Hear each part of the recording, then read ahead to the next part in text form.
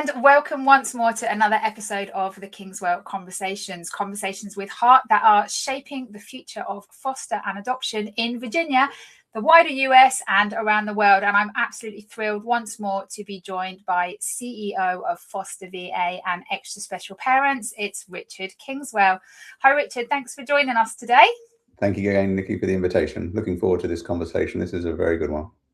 It certainly is. And as you know, this is season 2 of the Kingswell Conversations, and we're really getting a little bit more nitty gritty into the sort of the deeper, more challenging parts of foster care. And some of the questions, we often get asked, well, people ask the simple ones like, how do I become a foster parent? What do I need? What's a home study? What's this, that, and the other? And, all the generic questions.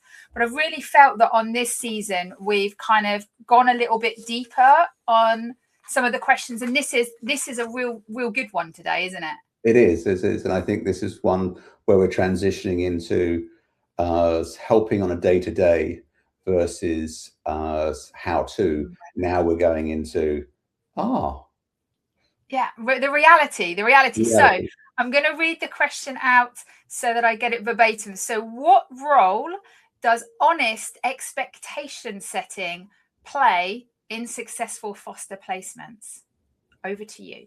Well, what I love about this question is it starts from the very beginning, and that's the honest expectations between you, your family, your partner, if you have one, having that conversation honestly about how this beautiful journey is going to impact your life. And that's the first step, is really just having that honest conversation with your internal support mechanism to say, I'm thinking about doing this, and all the rest of the conversations you'll have with your support network. Really? Oh, you're the most amazing person in the world. I couldn't do that. All these sort of things is honest conversation. So you'll see who is your support structure, who is your naysayers, and then you have to weigh up that judgment. So that's where it starts, right at the very beginning. So that's sort of season 1 conversation. That's very, very important. And then training. So when you make that decision to fill out the form, and you fill out that form and you have the conversation with the foster parent advocates, that is amazing first step. It's the step. It's the bravest step in the whole journey, is when you go to, okay, let me put my toe in the water sort of thing. And very, very exciting to do that. Talking to the advocates about your expectations, your feelings, your fears, your apprehensions, your excitements. All these things are very, very important to have that honest conversation with them. Our advocates at Foster VA and ESP are there to educate and not pressure you to become a foster parent. Sometimes it takes people a year, 2 years to make the decision. It's their time. We're in no hurry. We want the parent to have the informed decision at that time. And that's a very honest relationship that 2 quality agencies will do with you to make sure that you understand that this is a serious undertaking and we're not going to take it lightly. As you're vetting us and we're vetting you. That's honesty, when both partners are working together to make a perfect relationship. Then you're in training. And when you're in training and you've made that leap and you've turned up for your first Zoom session or first in-person session, you're there. And there's maybe 10 other parents that are all just as apprehensive as you are.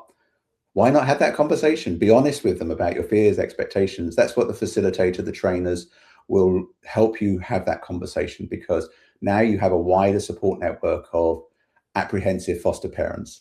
And that's a great space to be in, sort of thing. And that's why you're there, to build that first network of professional foster parents. Parents who have made the leap, not a family network, not a professional, but real parents that really want to have a go at it.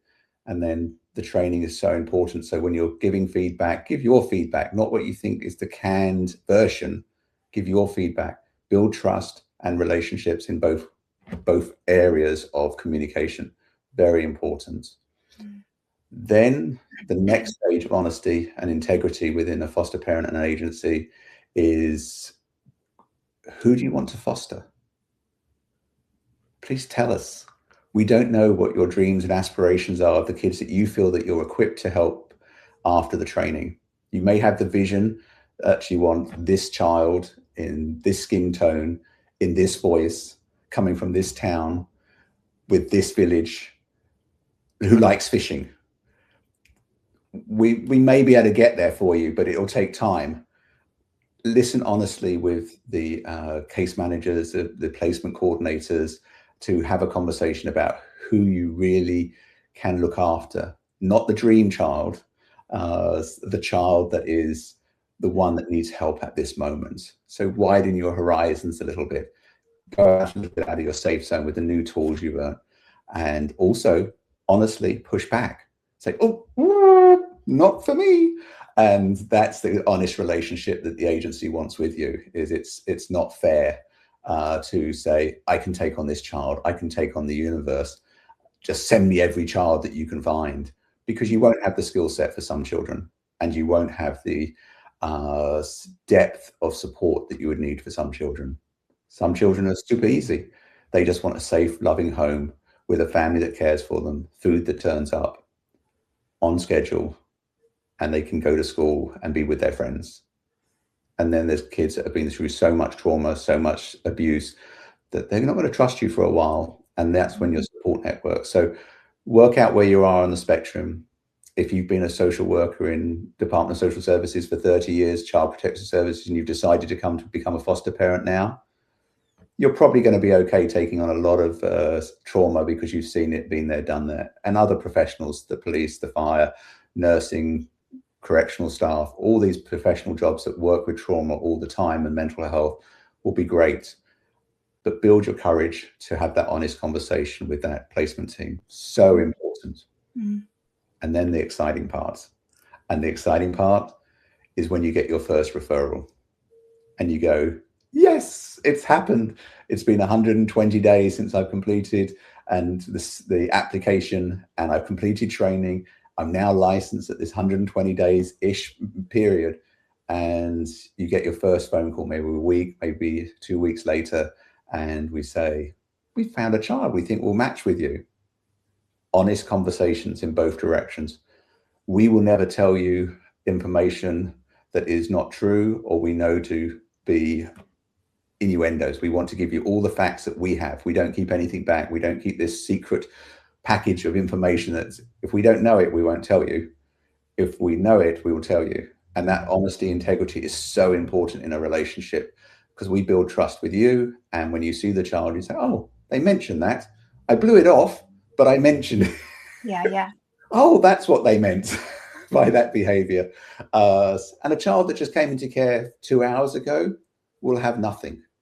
Will have the reason why they're in care, their name, date of birth, and that may be it. We just know that they've got dropped off at a hospital. They've been seen in an incident at school, and a judge has stepped in and said, we need to investigate this. And it could be a very short stay, but we may not have very much information. And then the other children who may have been in care for 4 or 5 years will have so much information that an honest conversation is so important, because a child has gone through trauma, gone through removals, separation, change, and we want to tell you everything we can.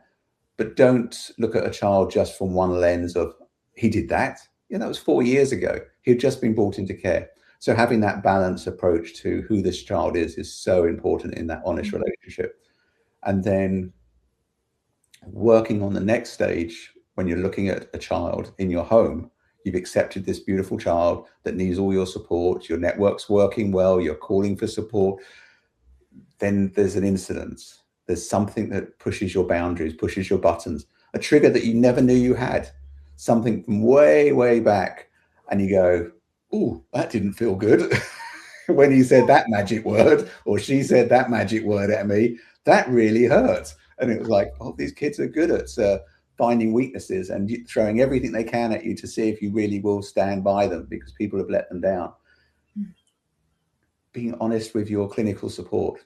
Call the on-call person. We're here 24 hours a day, 7 days a week, 365 days a year to support you.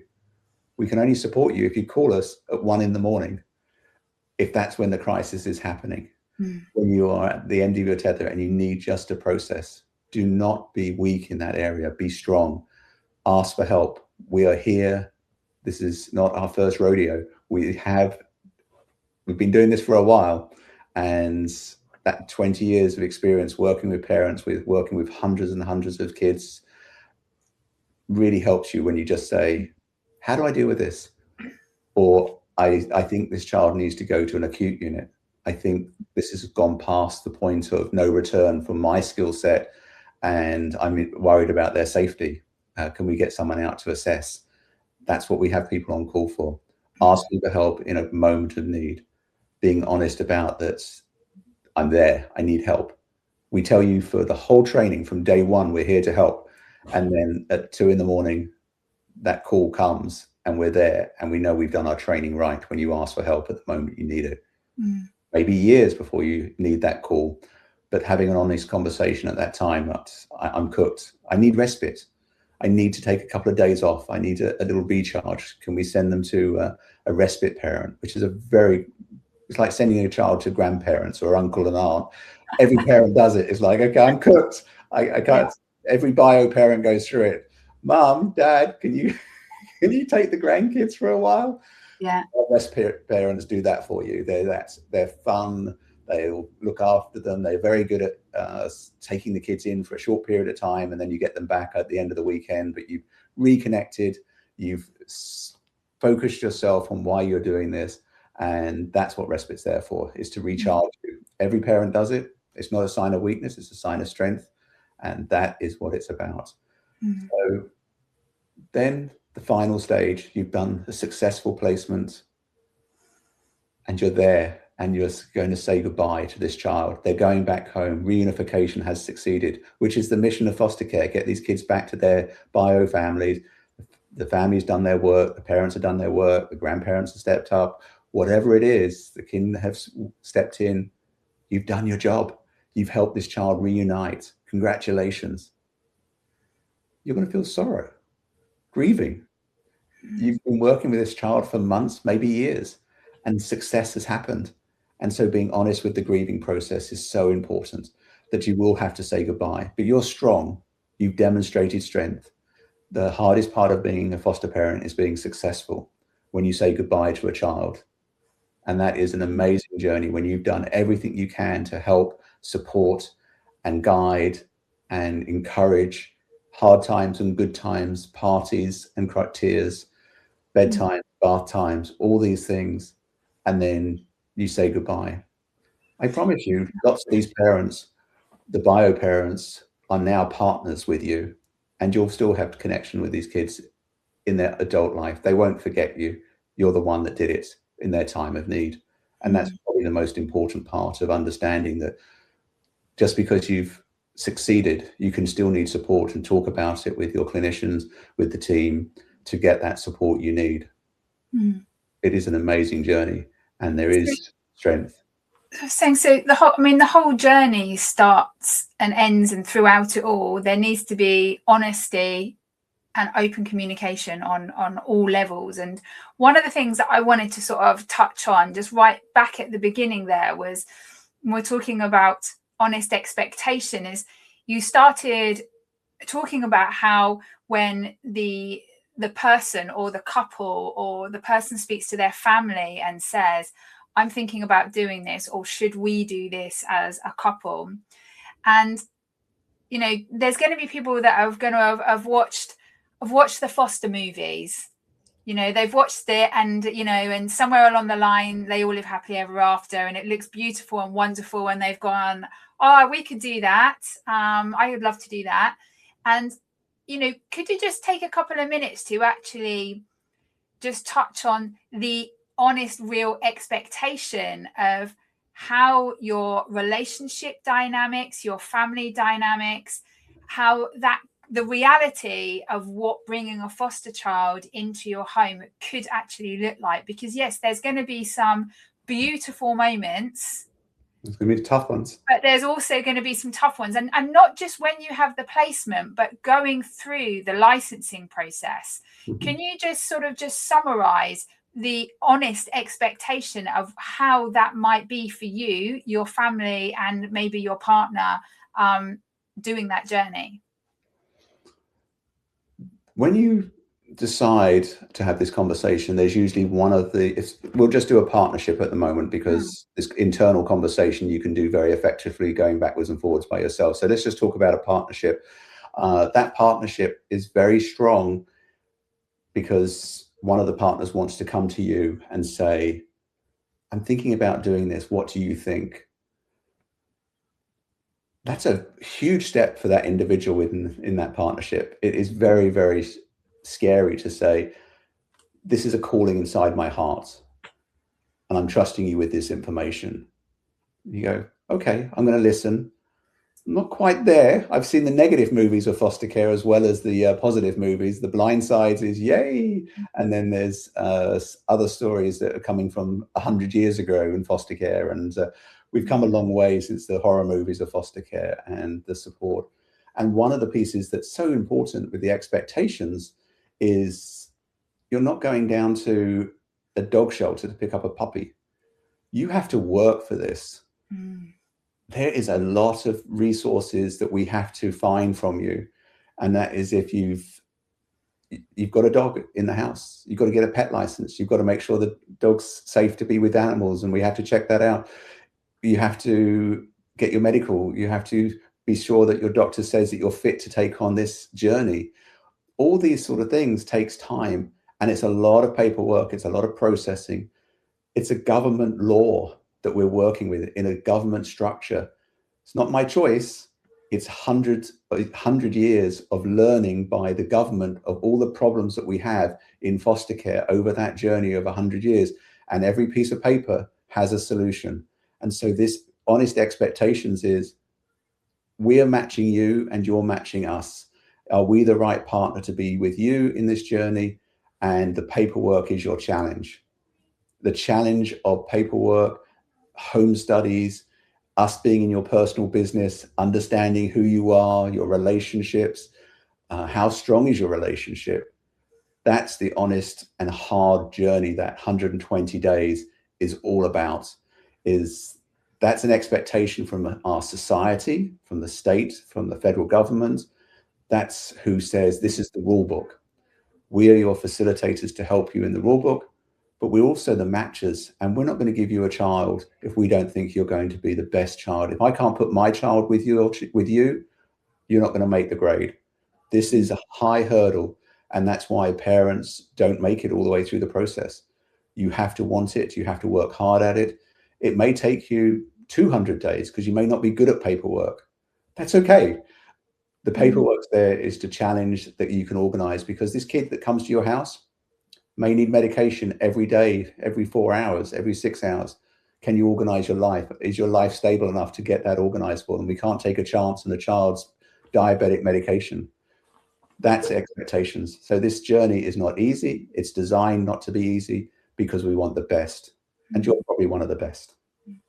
And I think also, that expectation that when people have got their license, that the phone's going to ring the same day. I've got the license and I'm ready, and you're just sitting there waiting for the call, and because the matching side is so important sometimes, and that's got to be got right, sometimes people can be waiting some time from the moment they get license until they get that first referral. It's not like green light, child will be in your home this afternoon. Right. To be honest, that can happen. The karma of foster care. It might not. The reality is that it's the wider your spectrum of kids you can help, the faster the match. Because if you can say you can go from 0 to 17 as your expertise, because you've raised children and you've had a family and you've worked in the profession and you understand that, you have this wide, now you have 17 years of children that you can look at. If you say you want a 1 to 2 year old white kid with no medical conditions, it's going to be a couple of years. It's going to be a couple of years until that child turns up, if they ever turn up. I can guarantee that if one child turns up, they're coming with a sibling group. We may be able to get one correct, but they're probably coming with a sibling group, because that beautiful 1-year-old is also coming with other kids. Siblings are so important to try and keep them together. And so we got 1 out of 2. Can we go with that? If you say yes, then you'll get a match much quicker. But if you say, no, I just want the 1-year-old, it's going to be a long journey for you. So we're not, these children aren't sitting on shelves waiting for you. There has to be a matching process. We pride ourselves in making that match. But the wider your spectrum, the more children that you say that you can help, more flexibility you have with your expectations, the faster the match. But matching takes time if we want to do it right, and we do. I think the thing is, I think when it comes to honest expectation as well, is listening to you, not just on this episode, but other episodes, talking about the process of the training, everything that people go through. I mean, it really just emphasizes just how incredible any foster parent or couple or single person, family, whatever they are, whoever they are, that have put themselves forward to willingly put themselves through this, just how incredible they are, you know, because I always, Nikki, I always tell they don't anybody, have to do this, do they? They could just sit there and say, I've got a nice life, you know, let's just tick along. But they've actually said, hang on a minute, I've got this calling, it's not going away, and I am going to put myself through this, you know, let's be, you know, we're talking about honesty, quite rigorous scrutiny, quite a rigorous invasion for all the right reasons, but an invasion into your life, your home, your background, you know, everything, like you say, down to your dog, your car, your everything, your medical history, you know, quite a rigorous invasion into your life. And they've said that calling is so strong, bring it on, let's do it. And and I think it just goes to show you just how incredible the families are everywhere who put themselves forward to be a foster parent. And when people ask me what I do and they go, oh, that's amazing, I go, no, it's my parents that are amazing. I work with the best human beings on the planet. And I say that every single time. These parents who put themselves forward and take children into their home and rebuild families are the best. And what a privilege for me to be able to work with these children and these families. Facilitate that. My expertise helps to facilitate their success, and my team is the catalyst to success. But without you saying yes, nothing happens. Well, what a beautiful way to end this episode. Thank you so much for sharing once again your knowledge and your wisdom. And I really hope that has helped, you know, just to talk about the importance of honesty and integrity, but specifically to this journey. And if you are somebody that is, maybe you're already in the process, so you're like going, I'm hearing all of this, I'm already deep in it, or you're somebody who is thinking about becoming a foster parent, or maybe you work in, you know, the field of child advocacy. Thank you so much for joining us today. If you would like to connect with Richard away from here, you will find him over on LinkedIn at Richard Kingswell, or you can also visit both of the websites, so our resource website, which is fosterva.org, or you can visit Extra Special Parents, which is espva.org. Thank you, Richard, for joining us again. And we look forward to seeing you again for some more words of wisdom on our next episode. Thank you so much, Nikki. You have a great day. Bye-bye. And thank you so much to wherever you are in the world. If you want to leave a comment, you can. Please let us know where you are. We hope you join us on the next episode. Bye-bye.